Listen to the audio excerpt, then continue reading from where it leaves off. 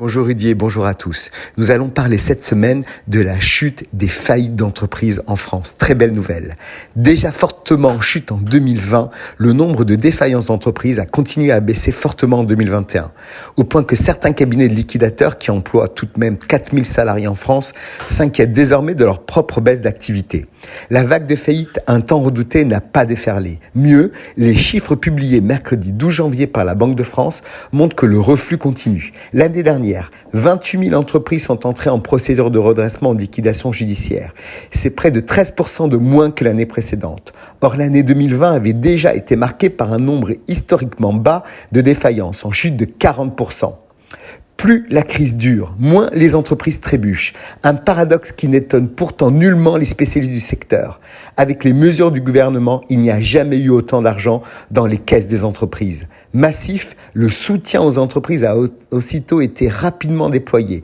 Et c'est ce qui a fait toute la différence. Contrairement à ce qui a pu se passer lors d'autres crises, les aides sont arrivées au bon moment sur le terrain, avant que les difficultés ne rendent la situation irréversible. C'est cela qui a permis d'éviter des cascades en faillite. Reste évidemment la question de savoir si les faillites qui manquent dans les statistiques de 2020 et 2021 sont vouées à venir gonfler les chiffres des années à venir. C'est le danger. Ce scénario catastrophe, longtemps redouté, n'a plus guère d'adeptes. Le tsunami, on n'y croit pas. On s'attend à un retour progressif au nombre habituel de défaillances, mais il n'y a pas de raison que les entreprises qui ont eu tenu pendant la crise économique s'écroulent en masse une fois celle-ci passée. Les milliards du quoi qu'il en coûte pourraient même au contraire renforcer le tissu économique. Avec les PGE, et même si ça n'était pas l'objectif initial, beaucoup disposent désormais de l'argent dont elles ont besoin pour préparer l'avenir et gagner en compétitivité. Pour les mois et les années à venir, le pessimisme n'a donc pas lieu d'être en matière de faillite.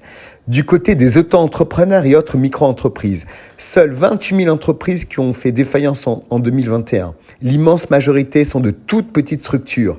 25 700 procédures concernent des micro-entreprises, 1400 des très petites ou petites entreprises, 150 des entreprises moyennes et 27 seulement des entreprises de taille intermédiaire ou de grande entreprise.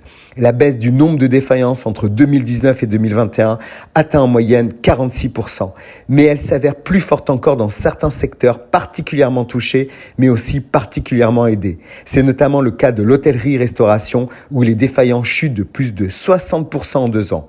Ce sont des nouvelles qui nous réjouissent pour ce début d'année 2022. Soyons vigilants, gérer, c'est prévoir l'avenir et être bien conseillé. Alors à vos tableaux de bord et surtout sur cette vague d'optimisme, malgré ce contexte qui peut apparaître morose, très belle semaine à tous.